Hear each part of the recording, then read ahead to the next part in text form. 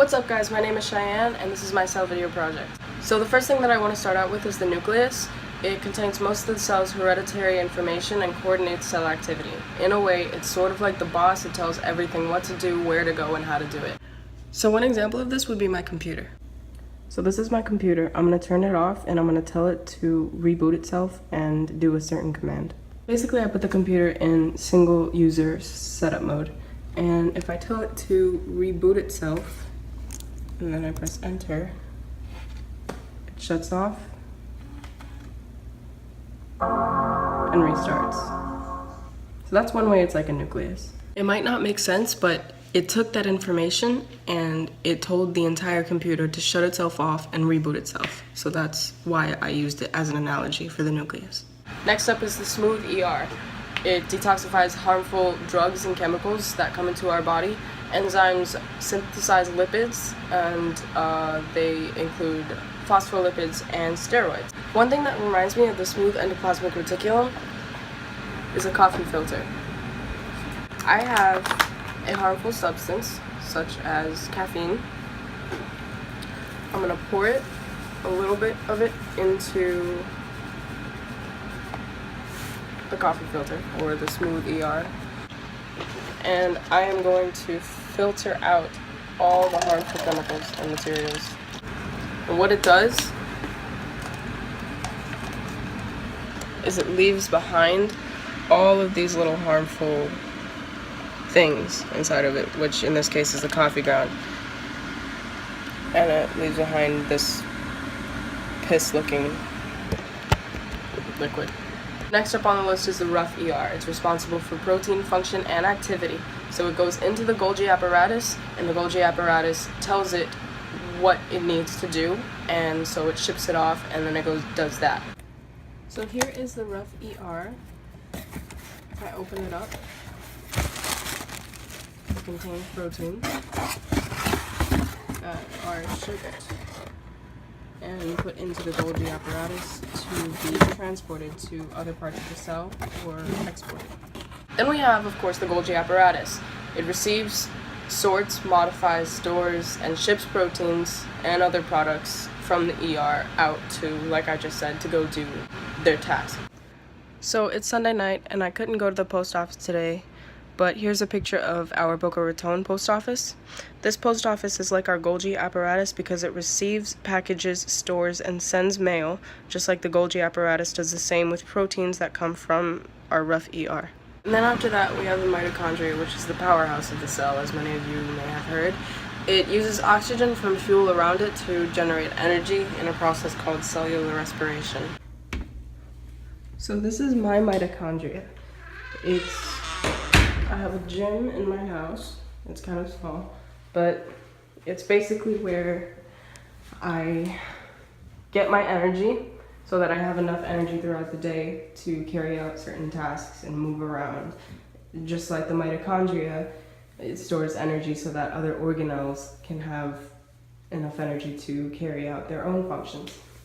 I just thought it was funny. Next, we have chloroplasts. They're responsible for photosynthesis in plants, and they convert solar energy to chemical energy, which allows it to create sugars from carbon dioxide and water. So a chloroplast kind of reminds me of an extension cord. Let's say that the energy providing the power for this extension cord comes from the sun. Well, everything that I plug into it, everything that goes into the organelles and provides energy for those organelles. We then have vacuoles, which store food and nutrients that the cell might need to survive.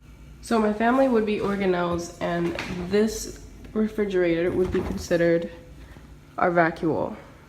It provides food we need to survive and gives us the energy we need to keep on going. So this is why I'm always hungry, because we have nothing to eat, and everything that we do have to eat,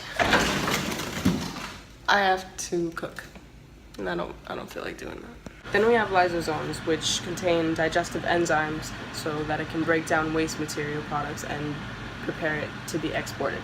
An everyday example for lysosomes would be modern household chemicals, simply because just like the way lysosomes contain enzymes that break up food and nutrients. These chemicals contain ingredients that breaks up and gets rid of stains or food or other gross things in your house. So I'm using my Dress Blues as an example for the cytoskeleton because it has 3 different layers: the microfilaments, the microtubules, and the intermediate filaments. So this white cotton shirt that I'm wearing is an example for the intermediate filaments because it's a more permanent structure. I'm always gonna have it on underneath my cytoskeleton. So I'm using this shirt as an example for the microfilaments because it's stiff and it can resist bending forces. And then of course I have the last layer, which is the microtubules. It's the most flexible and it's the strongest layer. So that is the cytoskeleton. But it looks like I forgot something. It looks like I forgot what microtubules were actually made out of. Microtubules grow out from a centrosome. And in these centrosomes are centrioles. So centrioles aid in the division of a cell. One example of a centriole would be the shit in the mail that I get from everybody. This would be an example of a centriole because it's aiding in the division of me from my parents and this house, which I need to get far away from. Let's see, I have the Navy, the Marine Corps, Drexel, and I even had one from Michigan. So after that we have the... I look kind of cute. After that we have the plasma membrane, which consists of our lipid bilayer, and it has 2 hydrophilic regions with a hydrophobic region in between and proteins scattered throughout.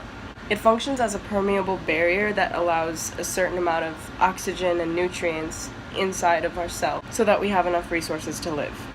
So this UPS truck would be like oxygen and nutrients that provide to the cells, and in this case would be our mailboxes. So our mailboxes only take in our mail. So we'd actually have to get that.